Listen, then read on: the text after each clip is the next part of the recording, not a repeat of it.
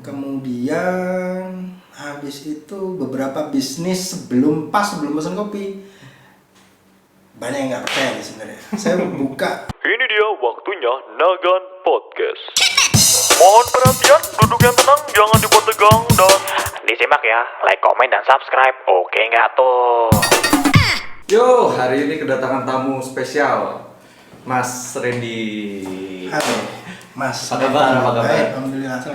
Mas, Selamat sehat.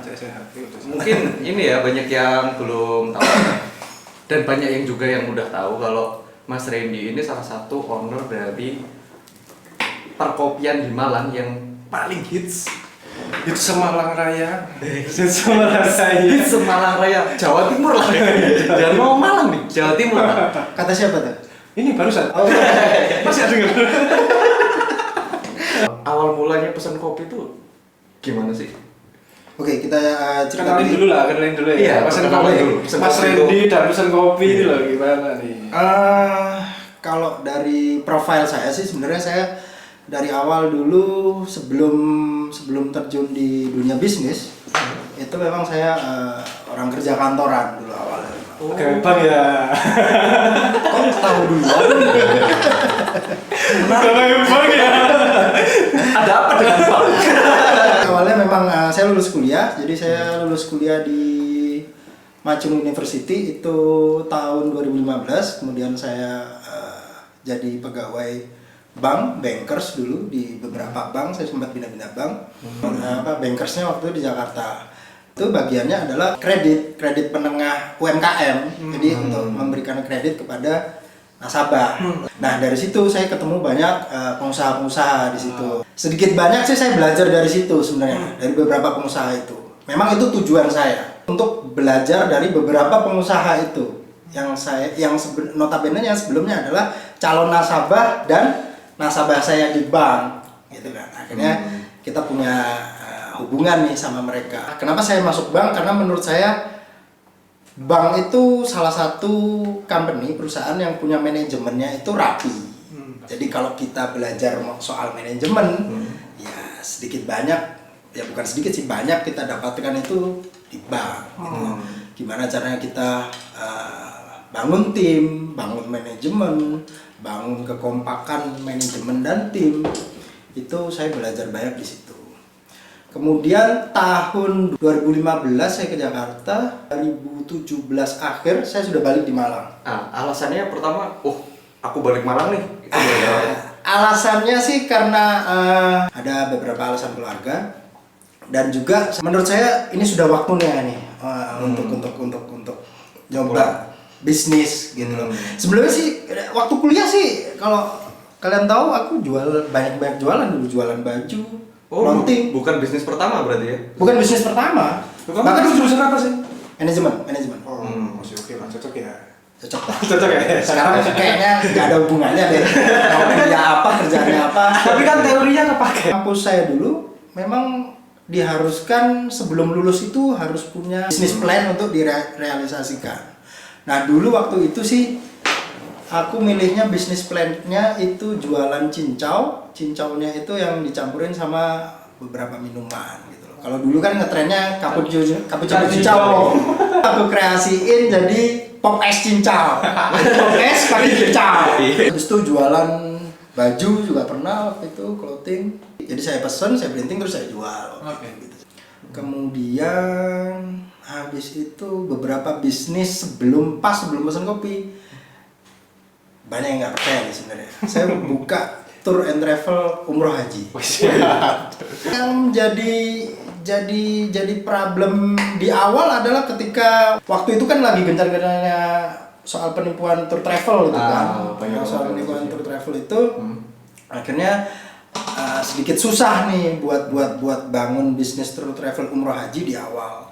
Susahnya adalah di soal birokrasinya dan lain sebagainya, persyaratannya itu sangat amat belibet dulu karena memang pemerintah birokrasinya jadi lebih dipersulit supaya tidak ada tour travel yang mau macam-macam nih gitu loh. Yang mau nipu dan lain sebagainya gitu. Itu bangkrut Mas akhirnya? Sampai sekarang alhamdulillah masih jalan, tapi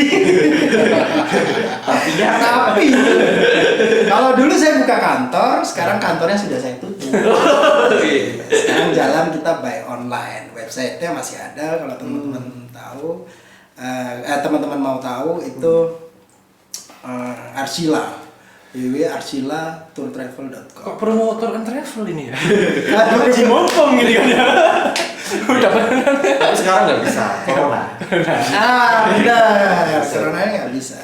Lanjut ke pesan kopi lah. Ketika saya mikir tour travel itu stuck sama peraturan pemerintah dan lain sebagainya untuk membuka bisnis tour travel, akhirnya saya stuck. Wah, gimana nih uang makan saya harian? Tapi itu masih kerja Agak susah. waktu di tour and travel. Maksudnya kerja sebagai kantoran? Enggak dong, karena udah pindah ke Malang dong. Kan saya kantorannya di Jakarta. Jakarta saya bukan mutasi, memang saya keluar kemudian pindah ke Malang gitu.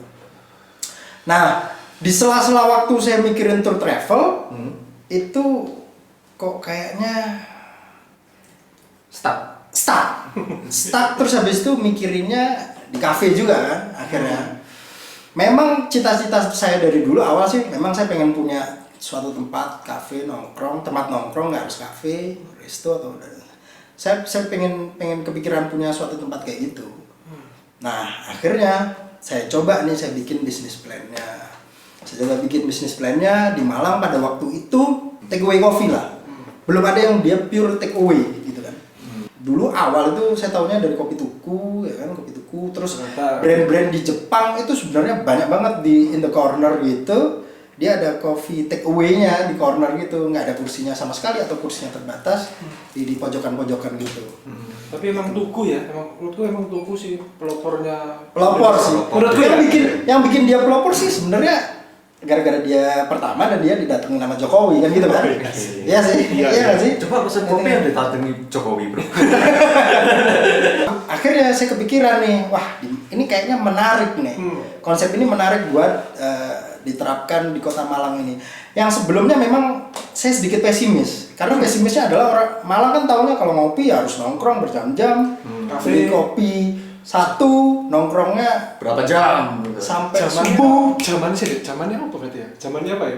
Pas sebelum kopi-kopian berarti kan zamannya Jenaka, monopoli ya sih. Betul. Iya sih. Iya. Saya itu kan generasinya Generasi dine in. Iya, generasi gitu. Generasi itu ya. Jadi memang masih generasi ngopi yang harus nongkrong sih pada waktu itu. Oh, aku ingat. Enggak, kalau di Malang dulu ya, mungkin kenapa kopi bisa booming menurutku ya, mungkin kayak dulu udah mulai jenuh sama beer house, ya nggak sih? Aku malah apa sih beer house di mana-mana waktu itu. Sorry mas, saya nggak minum bir. Aku cuma Umroh. Bisnisnya apa? Umroh dan haji. Lalu cuma tahu doang. Cuma lihat.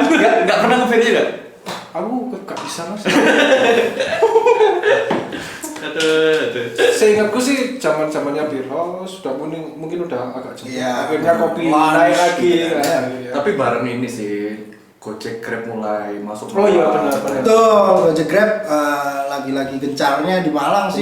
Baru-baru banget ya. Baru banget. Jadi waktu itu pesan kopi itu awal mula idenya. Jadi saya sama partner saya berdua itu kita punya ide itu di 2018 awal itu kita sudah garap pesan kopi. 2018 awal kita garap pesan kopi. Konsepnya kayak gini nih, take away coffee, jualnya tempatnya memang nggak seberapa besar, tidak menyediakan tempat duduk terlalu banyak, tidak menyediakan colokan, tidak menyediakan meja besar, tidak menyediakan internet, beberapa kedai kita tidak menyediakan kamar mandi. Itu bukan tidak ada maksud. Ada maksud. Ada maksud. Biar orang nggak lama-lama di sana. Betul. Yang pertama itu. Yang kedua sih supaya message dari Take away ya? take away itu tersampaikan. Gitu loh. Kalau sekarang kita bikin konsepnya coffee take away, ya gimana caranya kita realisasinya adalah take away gitu loh. Kalau di situ kita menyediakan sofa yang nyaman, meja yang besar, internet yang kenceng. Nah, terus apa bedanya dengan kafe-kafe Yang lain. Karena pesen kopi memang sampai dengan saat ini masih mempertahankan konsep take away.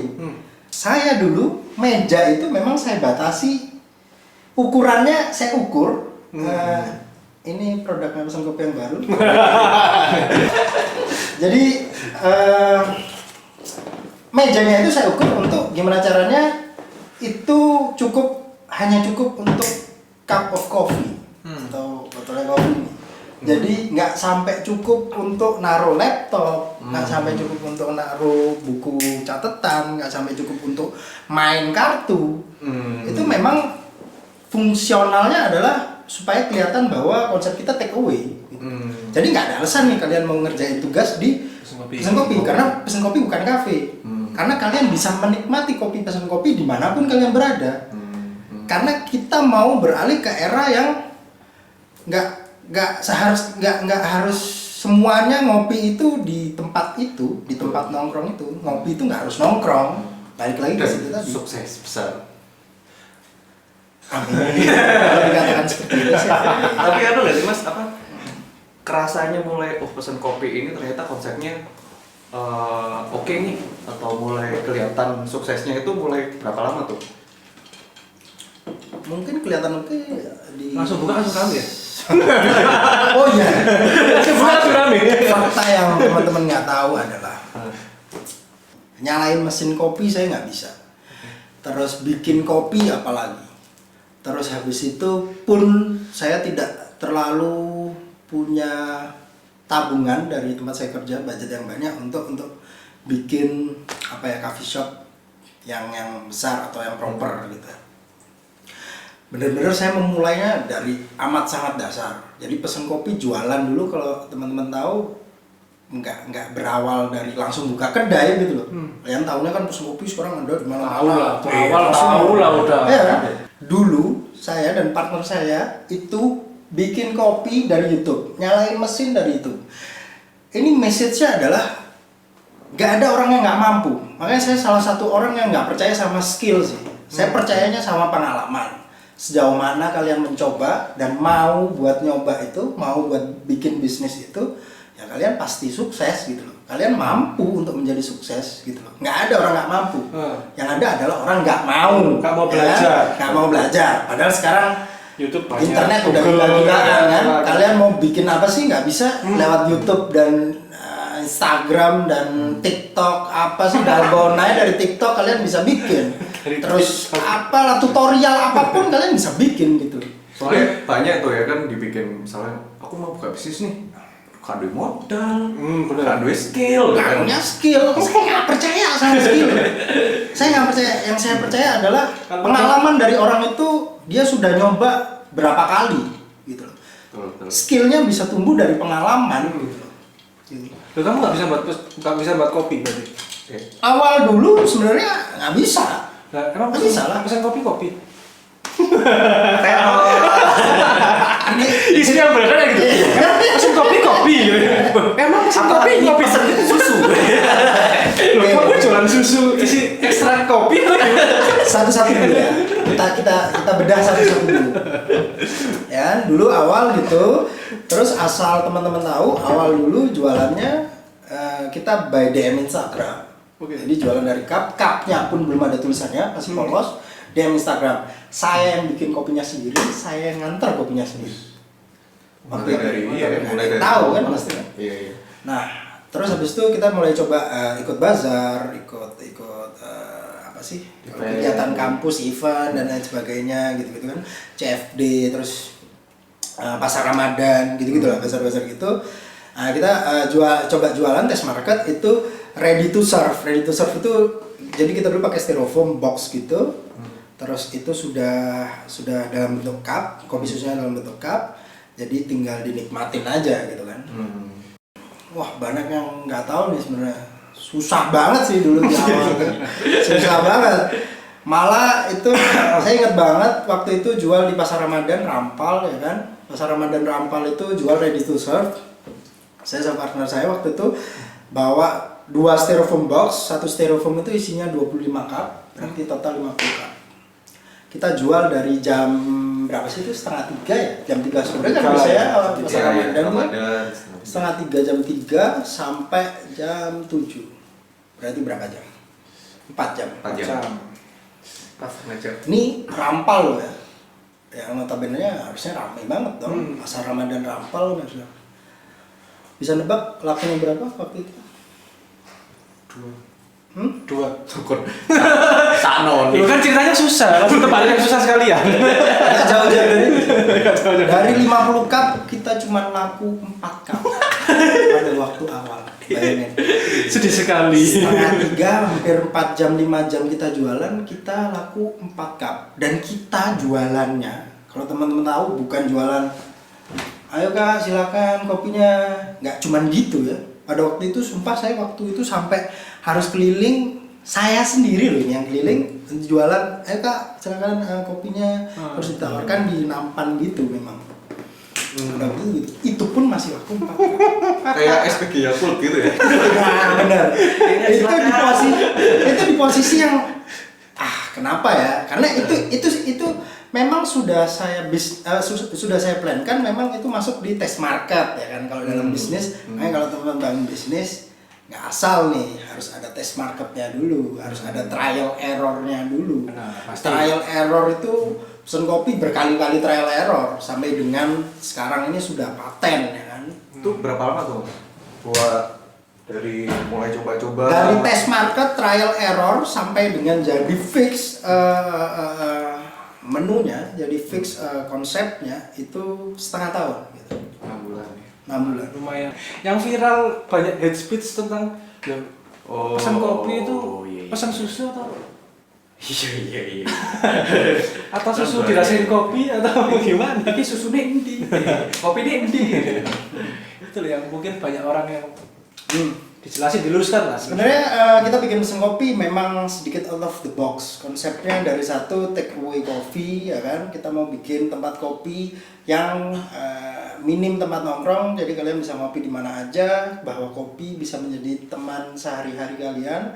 Mau kalian ngampus, mau kalian nongkrong, mau kalian belajar, mau kalian ngapain aja, itu deket sama mesin kopi gitu. Dari situ kita tarik kesimpulan bahwa out of the box-nya adalah ada market yang tidak tersentuh oleh kopi. Contohnya, satu, ada market yang tidak terlalu suka kopi. Ada nggak? Ada. Aku. Atau dia memang dia tidak kuat untuk Minum kopi minum yang kopi keras yang gitu. terlalu keras. Benar. Jadi ada market yang memang apa ya istilahnya ya? Keskip lah ya, keskip sama banyak pembisnis ya. Betul. Jadi itu adalah out of the box yang pesen kopi. Kita bikin minuman kopi itu nggak serius-serius banget lah untuk dinikmatin. Kayaknya kan kesannya kopi itu kan memang maskulin banget kesannya. Masuk coffee shop cowok-cowok ya kan, kesannya laki banget gitu. Ada beberapa market yang belum tersentuh. Nah itu kayak cewek-cewek yang nggak terlalu suka kopi yang keras, terus ada orang yang nggak terlalu bisa kena kopi yang strong gitu kan. Dan akhirnya muncullah produk es kopi susu creamy yang memang kita ciptakan itu karakternya creamy, ya sesuai namanya, karakternya creamy. Kalau kalian tanya kok kopinya kerasanya samar-samar, namanya aja gitu loh. Nah, kalian ini harus tahu itu gitu. Karena ini kita different market sama coffee shop yang lain. Karena kita tahu sudah banyak perkopian di Malang yang dia jualannya adalah kopi yang strong, kopi yang memang itu menikmatinya harus serius banget gitu kan. Jadi ini gula yang gitu lah.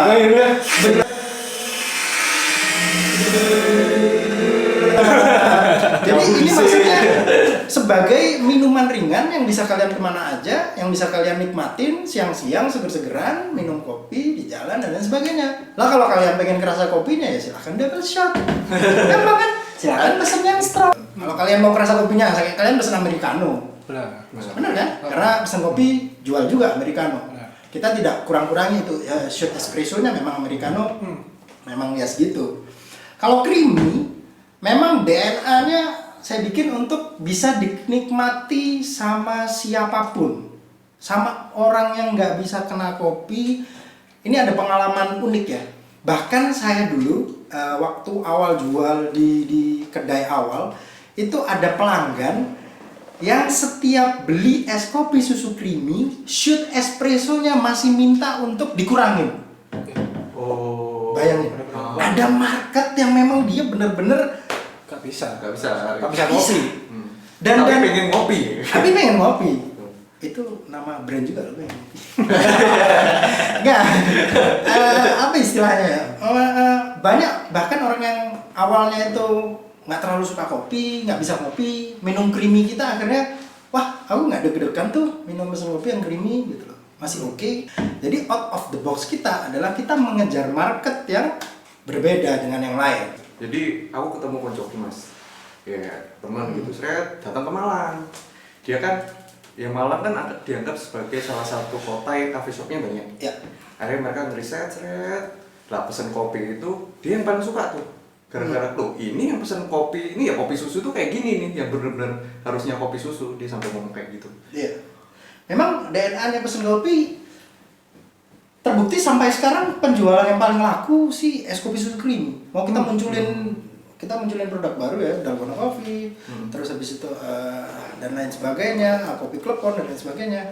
Best sellernya masih creamy. Best sellernya masih dipegang sama creamy. Karena orang-orang tahu kalau pingin ngopi yang istilahnya untuk santai-santai buat temen sehari-hari, nggak terlalu yang strong banget, nggak perlu yang sampai minum kopi nggak sampai nggak bisa tidur, ya creamy gitu loh. Kita ada wadahnya sendiri. Kalau kalian mau pengen ngopi yang memang strong, pengen ngopi yang lebih kerasa lagi, ya sudah ada tempatnya di tempat lain, gitu kan. Tapi aku ingatnya ya, kalau pesen kopi ingatku adalah salah satu pencetus 1000 free cup. Nah. Itu cara promosi yang paling Nggak ada, dulu nggak ada kopi iya, susu. 1000 free cup. Aku udah anjing. Bahkan modal berapa nih? Gila. Cara promosi yang ya nggak pernah dipunya, ya khususnya di Malang nggak pernah ada yang berani buat segitu. Tapi setelah itu banyak sekali. Tapi gila banget, bayangin 1000 Pak, 1000 kan. Itu beneran 1000 kopi. Sebenarnya beneran kita 1000 cup. Beneran, bahkan di Instagram kalau teman-teman tahu, ya saya nggak perlu sumpah lah ya. Siapa tahu yang dikeluarin cuma 200. Silahkan datang di Grand Open Mesin Kopi kalau memang tidak percaya itu 1000 cup. Bahkan kita ada hitungannya memang. Bahkan kalau teman-teman sadar, kita kan punya cup sealer. Itu kalau teman-teman tahu di Grand Opening, dilihat aja countnya cup sealernya berapa. Oke. Itu bisa kelihatan dari situ. Nah, itu Kok bisa kepikiran cara promosinya? sebenarnya gini, Mas nggak rugi apa itu grand opening free bagi-bagi 1000 cup gratis, nggak rugi apa belum jualan udah bagi gratis. Nah ini ada yang salah di perihal apa ya istilahnya budgeting keuangannya. Nah kalau kita jelas itu masuk di budget marketing, masuk di modal awal, bukan masuk di penjualan karena itu masuk di modal awal. Jadi 1000 cup awal kita masukkan di modal awal. Otomatis itu jadi modal dong. Jadi kita nggak rugi dong karena itu modal yang kita keluarkan untuk satu kedai itu buka, gitu loh. Itu caranya, tipsnya teman-teman kalau pengen 1000 cup kok nggak rugi dan lain sebagainya. Nggak usah dihitung sih gitu. Itu modal gitu. Itu modal, kok dihitung gitu. Nanti balik modalnya gitu kan dari penjualannya gitu. Kemudian kenapa tercetus 1000 cup adalah menurut saya 1000 itu angka yang bikin orang wow, gitu kan. Karena kita pakai 1000. Wow, dalam satu hari pakai 1000. Kalau kita mau bikin unlimited Nggak jelas. kurang menarik. Nggak mungkin. Iya. Ada sih beberapa yang bikin unlimited. Mungkin mau menyaingi pesen kopi karena pesen kopi 1000 cup. Wah dia unlimited aja deh, gitu kan. Ada sih waktu itu sampai apa ya 2000 cup juga ada sih waktu itu. Ada orang yang nggak tahu 2000 beneran atau enggak ya kan. 1000 cup. Jadi kepikiran dari itu, angkanya oke, 1000 cup kita bagi-bagi. Ini istilahnya 1000 cup ini kita peruntukkan untuk sebenarnya untuk orang-orang yang celebration sih, ada pesan kopi di daerah situ. Yang pertama, yang kedua adalah untuk orang-orang yang belum pernah nyoba pesan kopi, akhirnya nyoba pesan kopi. Pun yang kedua benar-benar no effort sih buat dapat 1000 cup itu, karena kita nggak suruh kalian posting, kita nggak suruh kalian untuk repost dulu, kita nggak suruh kalian untuk posting posternya grand opening dulu, kalian sudah bisa dapat 1 cup gratis, kalian cuman butuh untuk follow. Habis follow dia follow ya nggak masalah. Terserahmu. Gitu loh. Kalau kalian tidak suka sama konten Pesen Kopi ya. Tapi sampai dengan sekarang mungkin kurang dari 5%, bahkan mungkin 1% mungkin ya yang unfollow Pesen Kopi.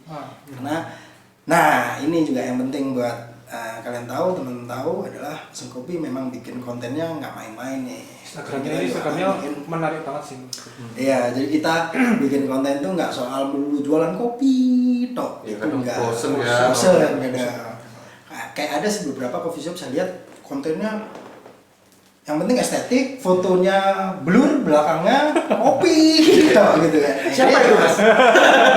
Ya nggak mau nyebut sih. Nah mungkin bukan kerjaannya anak Antaka. Tapi kalau anak Antaka kan saya tahu taste-nya enggak.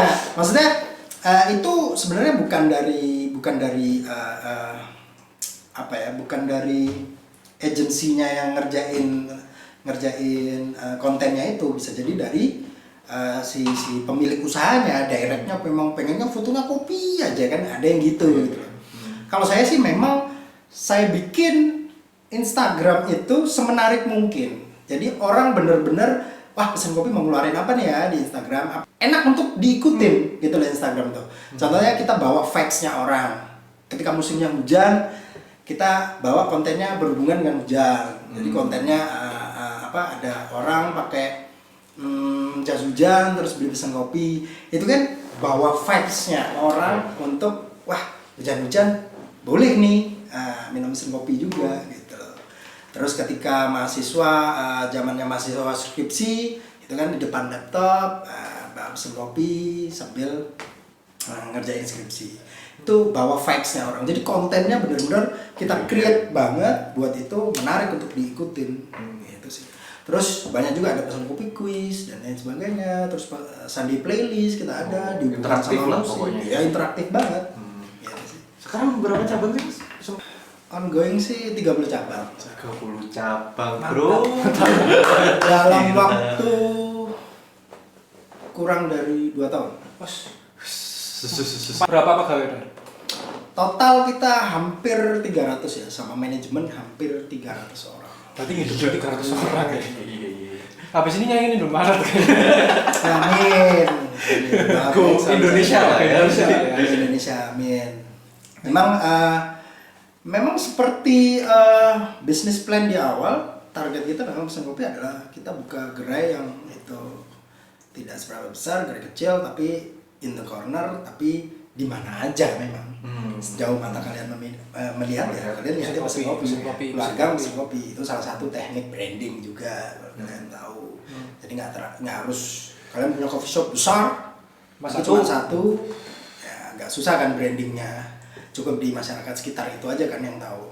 Tapi kalau kecil, nanti sampai di ujung-ujung kan, akhirnya orang yang nggak niat beli Pesen Kopi atau nggak ngeliat Pesen Kopi pun akhirnya kelihatan gara-gara dilalui dari kampus ke rumah atau dari tempat kerja ke rumah, akhirnya kan kelihatan. Ya, strategi mendekatkan ke pasar, strategi ke konsumen, calon konsumen. Itu strategi yang cukup oke. Ya. Tapi sih menarik ini sih apa? Kalau milih tempat itu ada ini nggak sih, Mas? Oh ya jelas lah, kita milih tempat itu kita ada surveyornya sendiri. Jadi ini saya ceritain ya, aduh tipsnya Sedalam itu berarti? sedalam itu ya? Tipsnya agak mahal nih. Kisi aja. Hanya gunakan. Oke juga promosimu Mas. ilmu. Naga-naga tapi sama Pesen Kopi gini lah. Friend. Apa kita perang dingin? Enggak. Enggak kan? Gini lah. Kan kita bukan pesaing. Oh, kata saya. Kita bisnis apa, kamu bisnis apa? Iya sih. Sebenarnya sih era sekarang itu memang lokasi sudah tidak menentukan prestasi. Benar. Tidak 100% menentukan prestasi, tapi ya tetap menentukan gitu loh. Karena kenapa? Karena sekarang sudah terbantu sama sosmed, ya kan? Kalau zaman dulu kalian mau buka di dalam gang ya siapa orang yang tahu, karena nggak ada Instagram, nggak ada yang nge-tag di situ, nggak ada Twitter, ya kan, nggak ada Facebook, orang nggak bisa nge-tag lokasinya itu dan nggak bisa nge-tag Instagram. Sekarang event kalian berapa banyak sekarang tempat kopi yang itu memang di dalam, bahkan masuk gang lagi, Dan tetap rame aja. Tetap rame aja. Karena memang sekarang dibantu oleh sosial media, viralnya dibantu oleh sosial media. Kalau di pesan kopi memang ada parameter sendiri-sendiri kita untuk menentukan lokasi itu cocok ada untuk ada pesan kopi atau enggak. Jadi ada 3 bagian sih sebenarnya. Yang pertama itu sarang semut, yang kedua itu rumah semut, yang ketiga itu jalur semut. Nah kalau rumah semut itu memang dia dekat sama, kalau target yang pesan kopi kan anak-anak mahasiswa nih. Dia dekat sama kos-kosannya si mahasiswa atau tempat tinggalnya mahasiswa itu. Oke. Yang kedua sarang semut berarti dia di kampusnya. Jadi lokasi usahanya itu dekat sama kampusnya atau sekitaran kampus, itu berarti lokasi usaha itu di sarang semut. Yang ketiga di jalur semutnya itu yang dilewatin dari rumah ke sarangnya gitu loh. Atau dari sarang ke rumahnya gitu. Dari kan. kosan ke kampus gitu ya. Betul, dari kosan ke kampus. Tempat yang bagus menurut kita adalah yang tiga-tiganya ini tercakupi. Jadi dia jalur iya, rumah iya, sarang iya. Oh. Oke. Gitu. Jadi kalau target kita nih mahasiswa, kenapa contohnya kita buka di Soekarno-Hatta kan awal? Karena Soekarno-Hatta dilalui dari kos-kosan ke kampus. Ataupun kita buka di Jalan Tirto di UMM. Itu benar-benar memang ya di situ dekat sama tempat kosnya anak kampus UMM, di situ dekat di situ jalur yang dilewati dari anak kos ke kampus, dan di situ memang dekat sama kampus, maksudnya masih wilayah kampus. Menurut kita tempat yang baik adalah yang mencakup 3 hal itu tadi. Tapi faktanya ya kalau kamu tahu, kemarin kan aku sempat ngobrol sama media kopi di Malang, Kondimen. Loh, yang punya brand coffee shop di Malang itu berapa? Dia ngitung terakhir tuh 300 atau sampai 400 sekian lah pokoknya. Bayangin berarti pedagang yang sama Jualan kopi, 400 brand Pak. di Malang. Pesan kopi coffee shop. Emang yang lain coffee shop juga? Enggak, tapi berarti bukan lawannya, pesaing dagangnya berarti 300-400, bayangin se-struggle itu deh. Akhirnya jadi role model ini gak sih? Apa namanya? Benar. Apa coffee shop tuh akhirnya. Banyak yang meniru entah dari logo, dari Rasa lah. kedainya. Model kedainya bodoh dengan logo persis cuma beda nama itu. Sebenarnya sih gini sih ya, kalau kita bicara soal brand, kemudian brand itu di-adopt, ya kan, brand itu diadaptasi, ya sah-sah aja sih, nggak masalah sih, karena Nggak masalah. kalau gini sih, kalau saya percayanya semua ide yang kamu munculkan itu sebenarnya adalah berdasarkan referensi kamu, ya kan. Kamu munculin ide itu pasti kamu punya referensi nih, kamu pasti cari-cari info dan lain sebagainya, akhirnya kamu tiru, kemudian kamu, nah ini yang jangan lupa modifikasinya. Jadi teman-teman mau bikin usaha nih, mau bikin brand, jangan lupa dong kalau kalian itu ATM gitu loh, amati, tiru, modifikasi, jangan AT. Tiru dikit lah. Modifikasinya diganti nama brandnya doang, gitu kan. Nanti mending kita ini aja. Kan dia minta modifikasi. Nanti kita buat brand namanya Pesan Kopi Doang. Nah, Pesan kopi asli. nah, itu beberapa orang menganggap bahwa itu, lah aku sudah modifikasi, itu ada tulisannya Pesan Kopi, ada 2-nya, itu nama brandnya sudah berbeda dengan Pesan Kopi. Ya nggak bisa gitulah teman-teman. Maksudnya idenya pun harus bisa dimodifikasi gitu loh. Kalian boleh referensinya Pesan Kopi, take away, konsepnya take away, kemudian dimodifikasi jadi teh misalnya, bisa juga kan gitu loh. Terus habis itu jadi apalah sesuatu yang ide yang belum muncul yang lain gitu loh. Bisa aja buat kayak gitu. Nah gitu.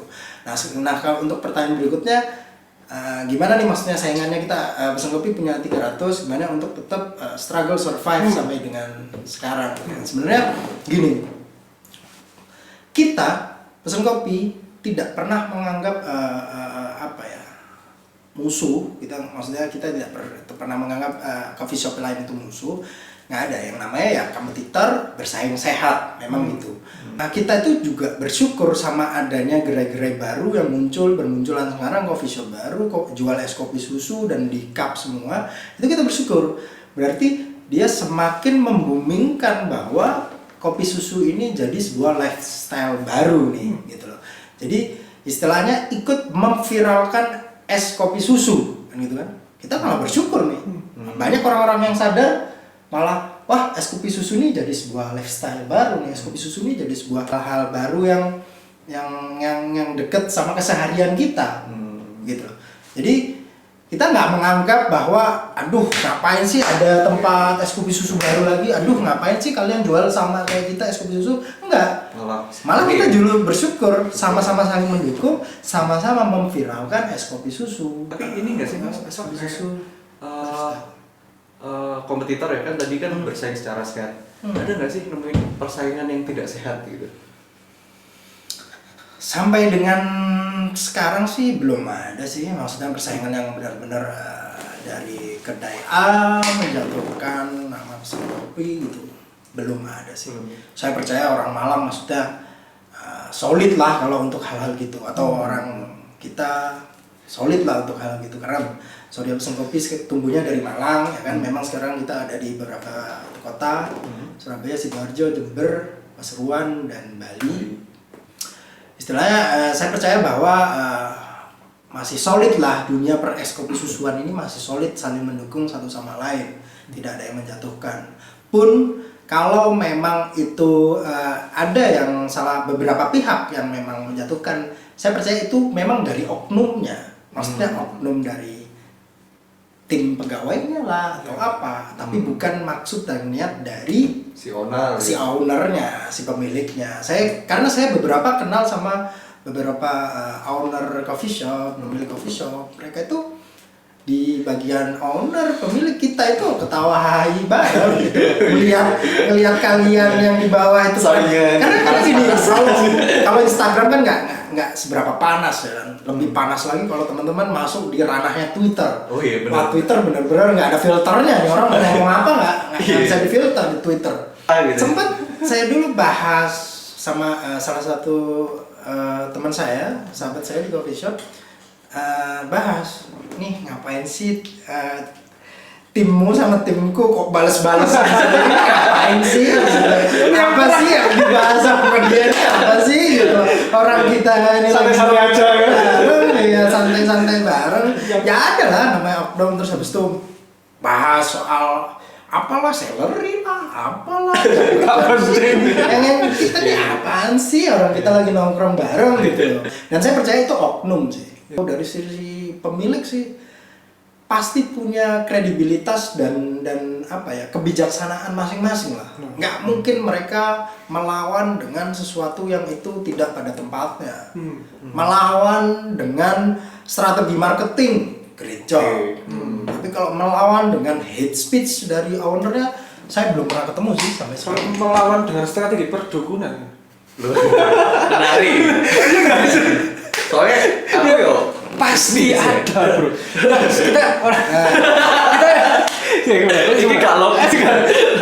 Soalnya kita generasi yang menurutku generasi yang logis sih. Maksudnya marketing jalan gitu kan.